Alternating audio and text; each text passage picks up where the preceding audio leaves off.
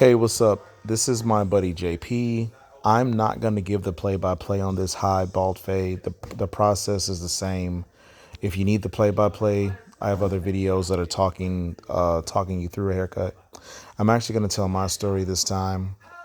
My story involves the topic of suicide, mental health, depression, self-esteem or lack thereof. I had a rocky start to life. My mom and dad split when I was really young, so I would go from house to house, from Minneapolis to St. Louis to East St. Louis. My dad eventually had a couple kids with his wife. My mom had a daughter with her husband. Every house I lived in, I was a stepchild. When I tell you I was not welcome in any home I lived in, that's a fact. So it was, it was I never felt like I was welcomed in my home. It didn't matter where I was at. My friends became my family in middle school and high school and college. And, I just never really developed a real strong bond with family because I didn't feel like I was a part of it. And that affected me emotionally. I had no self esteem or very low self esteem. And I'm an entertainer. I'm the life of the party. I'm a social butterfly.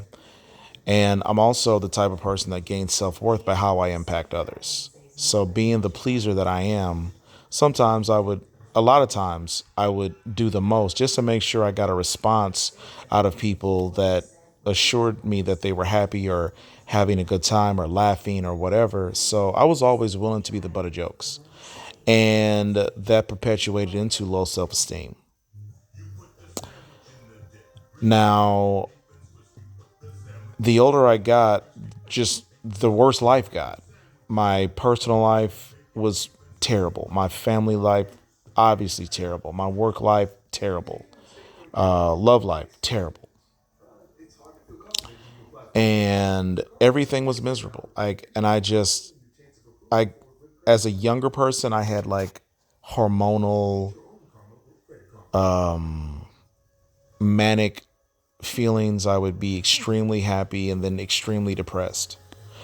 And with that, I had thoughts of suicide, even as young as I can remember. Excuse me, as young as I can remember, I believe this first time I thought about killing myself was when I was 7. My mom's husband would always, he would always mess with me. Aside from like the physical abuse, he would intimidate the hell out of me. He would scare me. He was a big, muscular dude, and he would get a rise out of scaring me. And that was stressful. I was stressed the hell out as a kid in my house, and my mom wouldn't do anything to protect me from it, and it became a traumatic experience. And so at the age of 7, I got to thinking of suicide, and those feelings never went away. I never was able to shake that. But then it got worse as I got, a little older in my teens. Like, you're as a teenager, your hormones are just all over the place. And so some days I'm unbelievably happy, and some days I'm miserable. And the older I got, the less manic my feelings were, the less of the highs and lows I had. So I went from being, you know, I went from having all the emotional, dramatic highs and lows to being pretty even keeled. But in my late 20s and, all throughout my 30s, I realized this is terrible. Life sucks. My family life is trash. My friends are trash. My love life is trash. And my career was trash. I wanted to be a barber all my life, but I would always let people that I knew kind of talk me out of becoming a barber because they tried it and they failed, or talk me out of being a cosmetologist because they tried it and they failed. And because I had no self esteem or very low self esteem and very low self image, I couldn't understand that they failed for their own reasons, but I could be successful. And so I let everybody talk me out of it because I had no self esteem, I had no self worth, I had no pride. I was a loser. Now, I also want to be clear, it's not everybody else's fault. There's definitely culpability on my end too. So I wasn't just this victim of circumstance. Like I was making matters worse for myself. Like I can't even lie there. I was doing things that were very high risk. I mean, every like I was extremely willing to trade places with anybody. I would do if you wronged me, if you ran afoul of the law, I would do whatever I needed to do to even the score. And I would trade place with anybody. And I was getting arrested, I was going to jail, I was doing dumb stuff left and right. And it was because again I had no self-worth, I had no self-esteem, I had no confidence. Well, I always had confidence. I've always been a, it's weird because I've always been a positive person, but I just kept feeling like I was living the wrong life. I felt like I knew the wrong people. I felt like I had the wrong friends. I felt like I was born into the wrong family. I felt like the career path that I chose was just wrong. I kept thinking this can't not be my life. I cannot live this life. And it got so bad to where I went from as a younger person feeling so sad that I wanted to die to then being this, quote unquote mature adult feeling so apathetic and so over it that I felt like suicide is the best alternative. I was so I was done with life. I would always look out the window and say to myself, how do people get to 50 or 60 or 80 or 100 living like this? There's no possible way I can make it till I'm 90 feeling this way, losing at everything. Like I said, my family, my friends, my professional life, everything was trash. So like I said, I always wanted to be a barber. I kept having these chance encounters with people that tried it and failed and didn't like it and got out of it and did other things. And so I let them tell me why I wouldn't be successful. But I still wanted to do it, but I was afraid to do it. I was afraid to invest all the time and money to go to school only to get out of it and, realize I couldn't make any money or I didn't like it or whatever. So, the fear kept me from doing it. But I kept taking these bad jobs, these dead end jobs. I kept going to college and dropping out because I didn't really have a passion. I didn't really have anything I really wanted to do. So going to school was just something I would do, but I didn't like school. I didn't care too much about the program. My personal life and my family life was a distraction. So, because that was never in tune, I would always drop out because I couldn't give college an honest opportunity anyway. And like I said, I worked these dead end jobs. I was always chasing status because I wanted other people to be impressed or proud of me. And I remember one time I met this lady and we were talking for a little while and we got to talking about like what we do for a living. And she was like a CPA or she had a fancy job title in a prestigious situation. And she asked, then it was my turn. And I told her, I was like, yeah, at the time I worked for T-Mobile. I was like, yeah, I'm a sales rep at T-Mobile. I do I train people or whatever, but to a degree, I'm really just a sales rep. And she goes, really? I could have, I would have thought you were the store manager or something. And she absolutely meant the best. She wasn't trying to be derogatory, but I just remember feeling like, damn, I'm 35. I'm sorry, I'm just a sales associate at T-Mobile. Like this lady's right. I should be doing more with myself. So within a couple weeks, I had sought out a promotion, didn't get it, went to another company, got hired as a store manager, and I loved my job at T-Mobile. I was happy, I was having fun, I was making a little bit of money, like everything was cool. And I I left that position, which I was happy at, because I was embarrassed that I'm 35 and I was just a sales rep at T-Mobile. And so I went to another company, went to Sleep Number. I was a store manager there. Hated it. Hated the commute. Hated selling beds. It just wasn't my personality. It wasn't my product. It was just everything about it was trash. The money was really good, but I just, I wasn't happy. And again, things just piling up in my personal life. My family life was getting worse. Everything. And I went back into the cell phone industry. I became a store manager for AT&T. I was only there for a few months, but I already knew I hated the job, and it just I wasn't doing what I wanted to do. If you've ever been to Minnesota, the just winter in the north is terrible, and in the fall or winter of 2017, I I was in another bout of depression.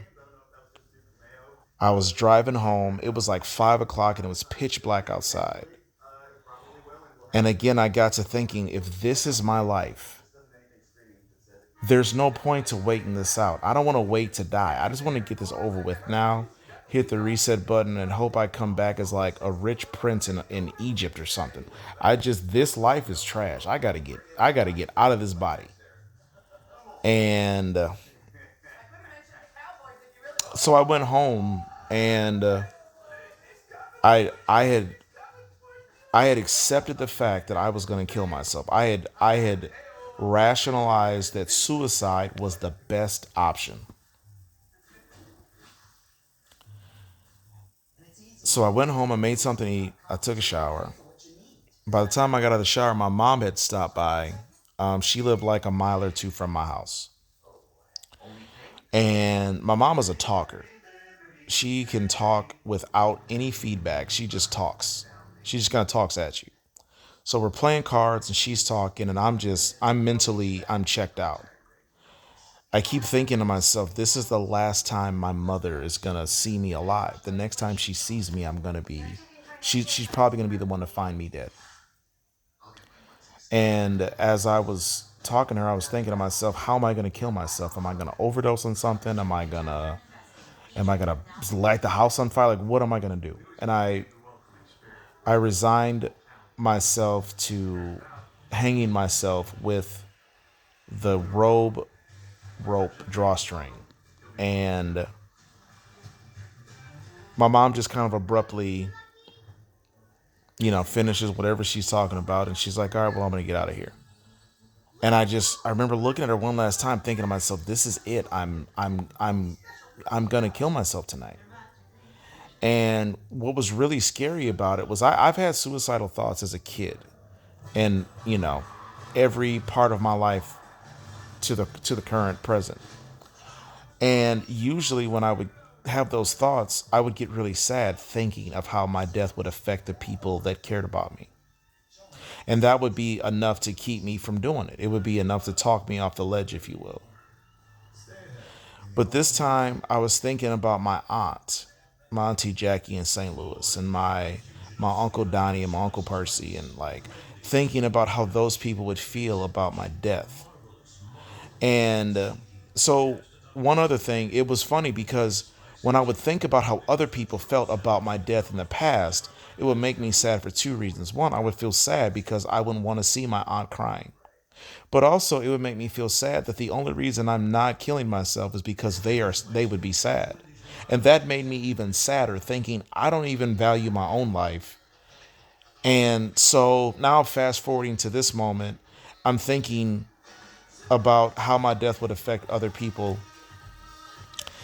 And for the first time, I didn't care. For the first time, it didn't move me to any emotion. And that was scary. But what was weird about that is that no matter how scary that feeling was, it didn't move me emotionally. And that's when I knew I was dead inside. And then it got me thinking even more. And I'm like, well, hold on. Why am I going to kill myself? Like why? Like why? Life isn't working out right, but it's not working out, and I'm not happy because I'm not doing what I want to be doing. So, if I've already decided my life is over, why don't I try to live? Why don't I try to do what I want to do with my life to make me happy? Why don't I try to take chances moving toward the life that I want to live? And so in that moment, I had a revelation. I said, you know what? I am going to kill myself, but I'm going to metaphorically kill myself. I'm going to, I'm going to, I'm not going to literally end my life, but metaphorically, I'm going to stop being this dude. I'm going to stop being this person tonight. I'm going to go to bed as this guy, but I'm going to wake up a better, different dude tomorrow. And so I put my robe up. I went to bed. I said to myself, I'm just gonna wake up tomorrow, and I don't know what I'm gonna do, but tomorrow is gonna be a new day and it's gonna be different. So sure enough, I tossed and turned, and I fell asleep. I had a bunch of wild thoughts. I had no idea what tomorrow looked like, but I knew it was gonna be different. I woke up. I didn't even have a thought in my mind at this point, but I woke up and I called my boss, and I just got to talking.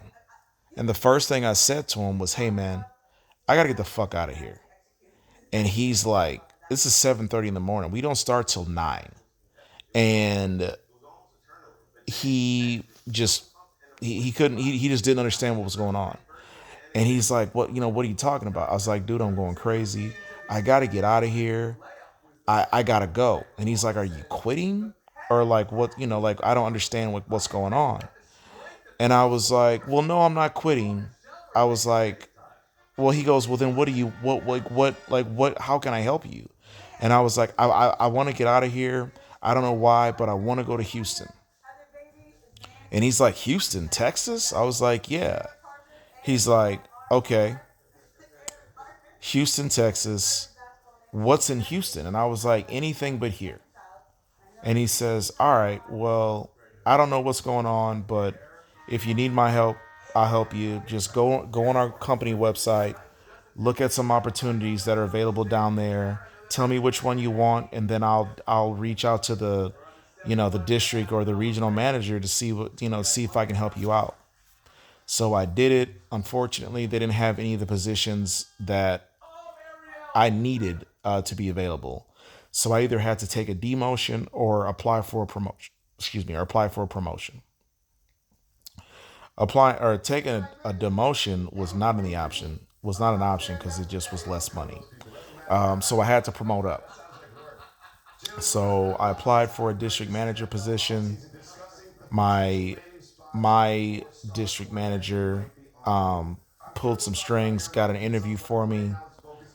2 weeks from the phone call that I had with my boss, I got an interview with the regional manager down in Houston.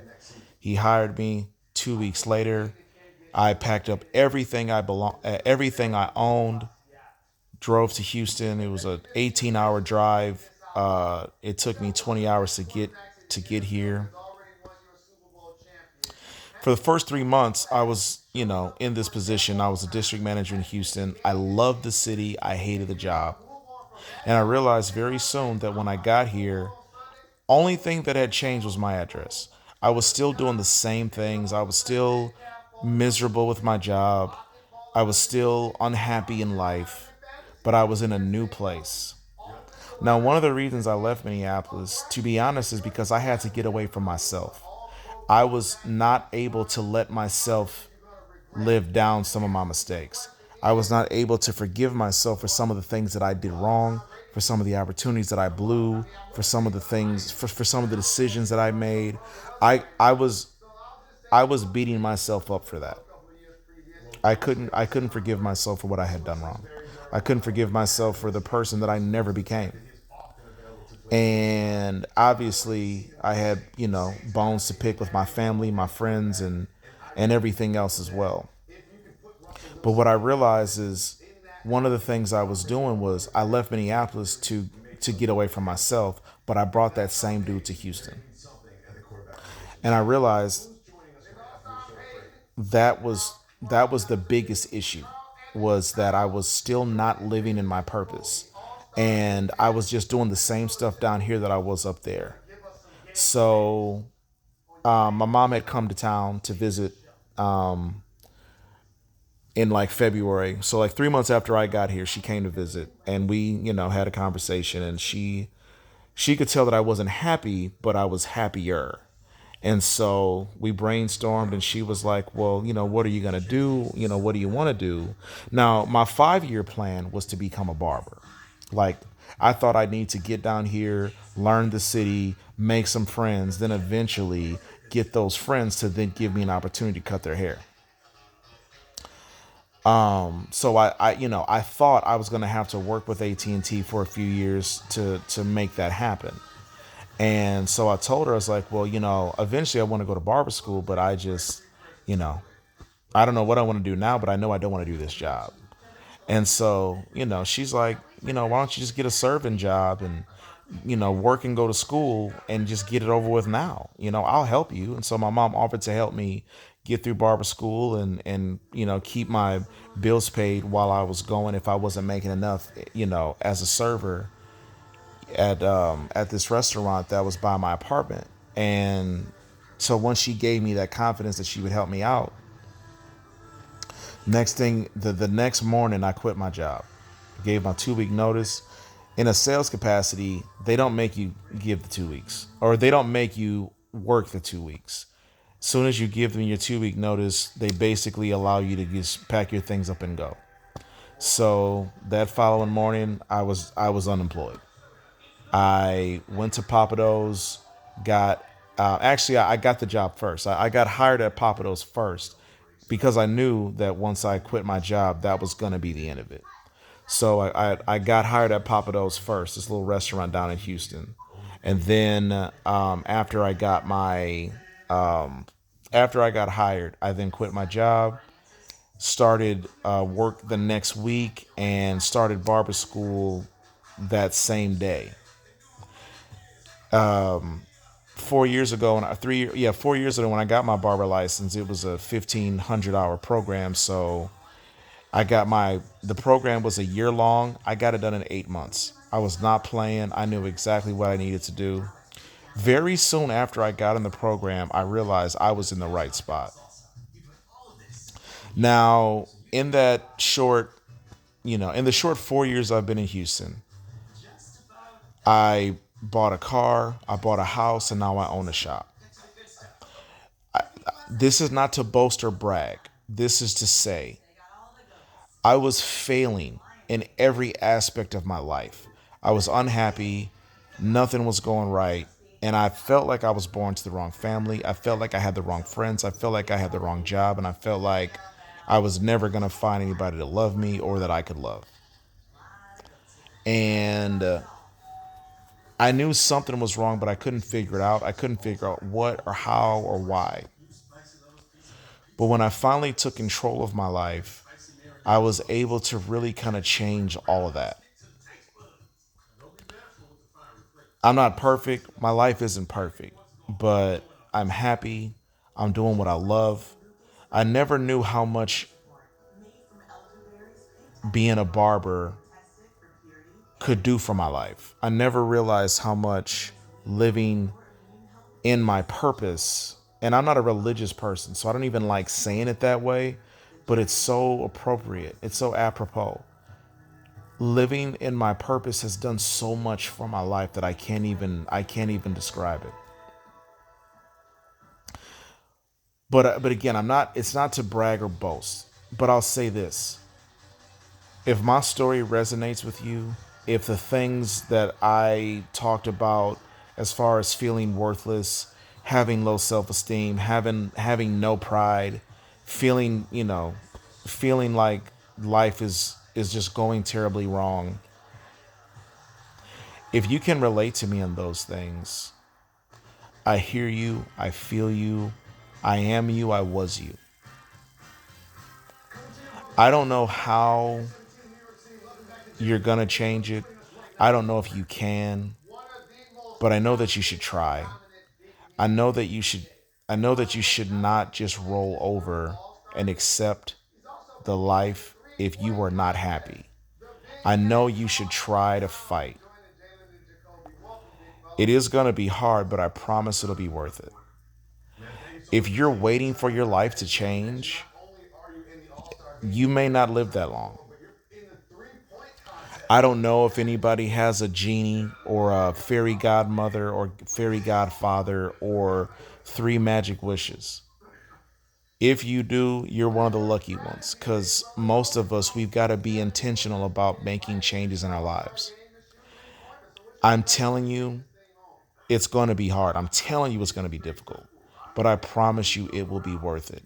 If you're not living in your purpose, if you're not doing what you're passionate about, if you're not doing what makes you happy, if you're just doing a job to pay your bills, if you're just doing a job because your friends or family would be proud of you, that's not a life. That's not a life. I beg of you, do what makes you happy. You only get one go around. To my knowledge, I don't know any factual data on reincarnation. I truly, I, if you've made it this far and listening to my story, I beg of you, please take your life into your own hands. I don't think that literal suicide is the answer, but I am a huge proponent of metaphorical suicide. Changing who you are, changing your life, ending the life that you don't want is absolutely something we need to normalize. But living, just getting by, just working to pay bills, and life is long. Life is hard, especially when you're not doing the things that make you happy. Waiting, waiting for the time to be right, waiting for the convenience, it's never going to be convenient. The timing is never going to be ideal. You have to take chances now. You have to make a move now. I understand that everybody has priorities. I understand that everybody's got bills. So I'm not saying do the drastic things I did. Not everybody can just up and leave. I understand that. But that's what I needed to do because I couldn't let myself off the hook for the mistakes I made. So I needed a complete change of scenery. I couldn't forgive myself for the things that went wrong in my life. I couldn't forget about the things that went wrong in my life. I couldn't move forward in the space that I was. But I know I'm wired different. So, you don't have to move to Houston to change your life. You don't even got to move out of your house. But you got to do something. And I'm talking to the people that aren't happy. If you're not happy, you have to do something to make your life what you want it to be. Because no one's going to grab you by the collar and force you into happiness. No one's going to do that. Now, one of the things that I was able to convince myself of was that if this didn't work out, I could always go home. If I failed down here, I could always go home. I could always go work for somebody. I could always go, back to Minnesota and let my mom help me out. I could always do that. But I was so close to suicide and killing myself and doing something permanent that I I felt it was the perfect time to make this change. I waited till I was 36. I'm now 40, and I've never been happier in my life. When I was a teen, I had manic bouts of happiness and extreme sadness, but I am so regularly happy. I'm kind of mad that it took me this long to get here, as ironic as that is. But you you have to be in control of your life. You have to be in control of the changes that you make. You have to be intentional with the changes that you're going to make because these things aren't going to happen on accident. They're not going to happen they're not just they're just not going to randomly happen. You have to make them happen. You have to get out there and do whatever you can to make the moves that you want to make. I know you can do it. I didn't believe I could do it. But I'm telling you, I know you can do it. If you want to be a lawyer, if you want to be a real estate agent, if you want to be a singer, if you want to be a movie star, whatever it is, make, you know, figure out what your goal is, Work backwards, create a plan, start making intentional steps to get toward that plan, to get toward your goal. Again, life is long if you make the wrong decisions, but life can be short if you just keep waiting for things to happen. Before you know it, you'll wake up and you're 50 or 60 or 80 or on your deathbed. Don't wait till it's too late. Get moving right now. I know it's going to be scary. I know it's going to be hard, but I promise you, it is worth it. You can do it. I appreciate you guys watching this video. I'm not going to talk for another 3 minutes. I'm going to cut it short now. I already stretched 31 minutes out of the story. If you got any questions or any comments, feel free to leave them. Thanks for watching. Follow me on TikTok, Instagram, all of my social media is Sean Cuts H. Yeah, man. Have a good evening.